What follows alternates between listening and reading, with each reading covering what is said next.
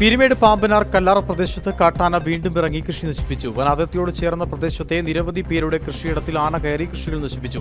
നാളുകളായി മേഖലയിൽ തുടർന്ന കാട്ടാന ശല്യത്തിന് അറുതിയില്ലാത്തതിനാൽ വലിയ വിഷമഘട്ടത്തിലൂടെയാണ് ആളുകൾ കടന്നുപോകുന്നത്.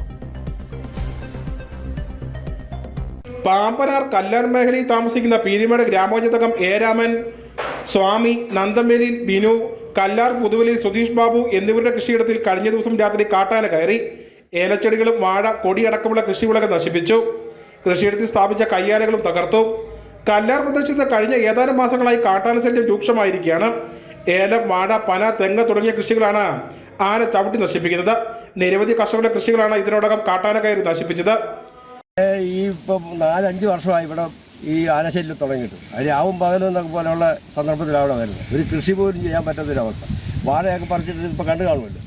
ഇതിപ്പോൾ ഈ രീതിയിൽ വരുന്ന സമയത്ത് ഇതിനെ ഒരു മാറ്റം വരുത്താൻ വേണ്ടി എന്തെങ്കിലും സർക്കാരിൻ്റെ ഭാഗത്ത് നിന്ന് ഉണ്ടാകണം, അല്ലെങ്കിൽ ഫോറസ്റ്റ് ഡിപ്പാർട്ട്മെൻറ്റിൽ നിന്ന് ഒരു കാര്യം. നാട്ടുകാർ വനംവകുപ്പ് ഉദ്യോഗസ്ഥരെ വിവരം അറിയിച്ചതിനെ തുടർന്ന് വനംവകുപ്പ് ഉദ്യോഗസ്ഥർ സ്ഥലത്തെത്തി പടക്കം പൊട്ടിച്ച ആനയെ ഉൾവനത്തിലേക്ക് ഒടിച്ചുവിട്ടാലും വീണ്ടും തിരികെ ആനകൾ ജനവാസ മേഖലയിലേക്ക് രാത്രി സമയങ്ങളിൽ എത്തുകയാണ്.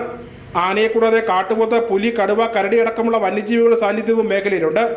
നിലവിൽ രാത്രി സമയങ്ങളിൽ പ്രദേശത്തെ ആളുകൾ പുറത്തേക്ക് ഇറങ്ങാൻ പോലും ഭയപ്പെടുകയുമാണ്. സ്കൂൾ കുട്ടികളെ അടക്കം മാതാപിതാക്കൾ സ്കൂളിലേക്ക് അയക്കുന്നത് വളരെ ഭയപ്പാടോടെയാണ്. വനം വകുപ്പിന്റെ ഭാഗത്തു നിന്ന് കാട്ടാനകളെ ഉൾക്കാട്ടിലേക്ക് തുരത്തി ജനവാസ മേഖലയ്ക്ക് കടക്കാതിരിക്കാനുള്ള സംവിധാനം ഒരുക്കണമെന്ന ആവശ്യം ശക്തമാണ്. Idukki vision news, Peermade.